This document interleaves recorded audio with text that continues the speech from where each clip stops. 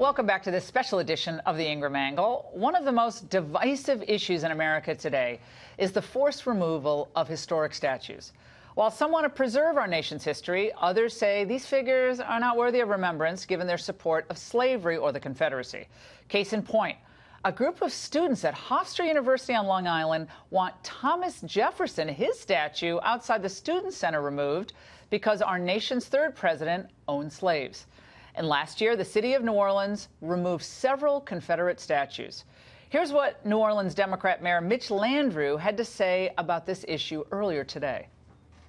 You can't change history by taking a statue down. You're just moving it to another place. These particular monuments occupy prominent places and reflect only 4 years of New Orleans' 300 years history, crowding out all of the other history.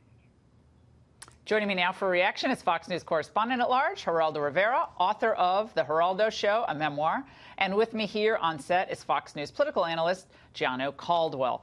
All right, Geraldo, let's start with you on this.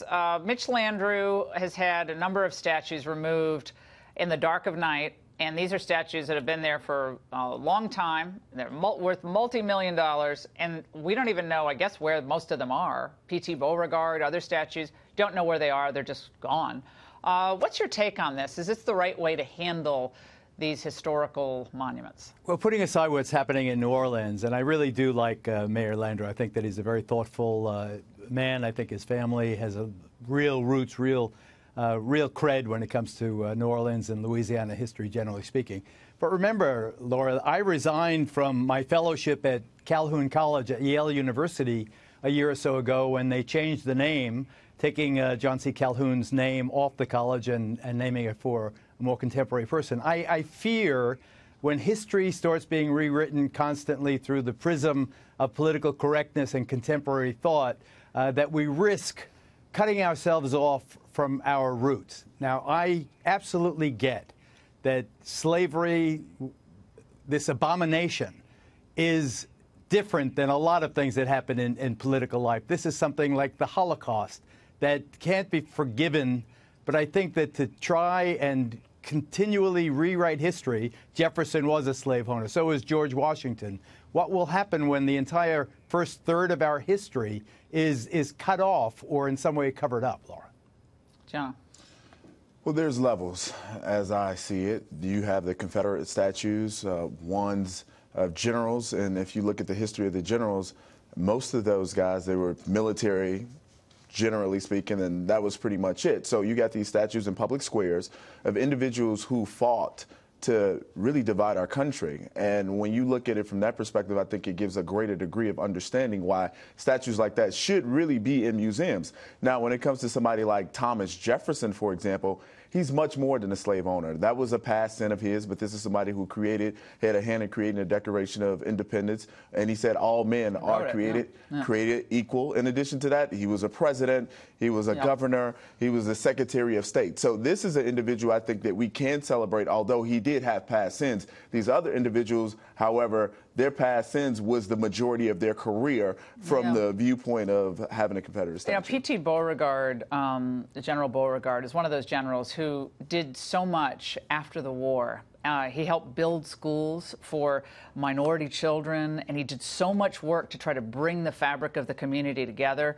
I mean, he was a beloved person post-war. So, yes, sins of slavery, horrific. An entire lifespan, maybe not so much with everyone. And I agree with Geraldo that painting every historical figure that was living in the South at the time and might have even fought in the war with this brush of put him away, take him away in the middle of the night, put it somewhere we don't even know, I think that does not serve us all that well. And look, I'm not a black person. I don't know how it feels to walk by one of these statues and maybe you're told this person hated you and didn't think you were a real person.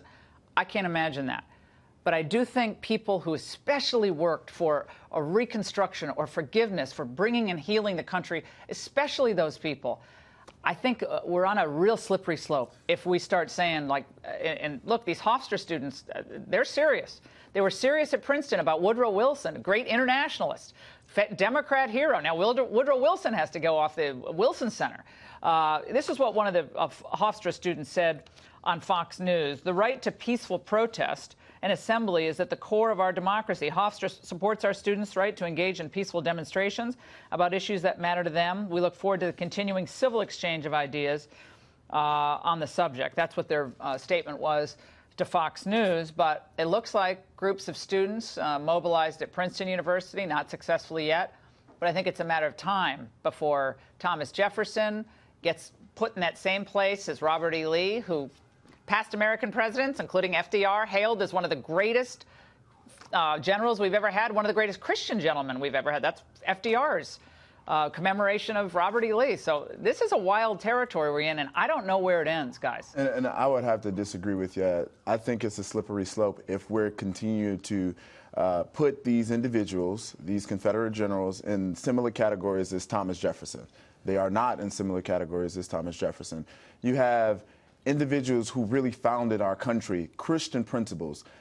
You talk about Robert E. Lee, Democrats who look to destroy the fabric of our very country. And yes, African Americans see this as a problem. His wife did, though. African Americans see this for a problem, see this as a problem because you see many that celebrate this and not put it in its proper categorization. So if you want to put it in a museum, by all means, we can't erase our history, and I understand that. Certainly not, but we should be celebrating it in public squares and allowing for people to think that it was nothing wrong with it. Should we rename Washington, D.C.?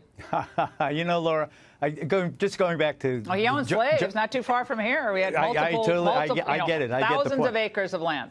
John C. Calhoun in the 1950s was voted one of the 5 greatest senators in American history by a Senate, an elite Senate panel that included John F. Kennedy.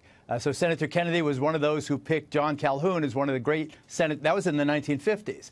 My fear is that as contemporary mores and values and who's in and who's out change, we'll continually be erasing. History will have to be written in pencil rather than in ink. And I don't think that gets anyone anywhere. But I will say this much.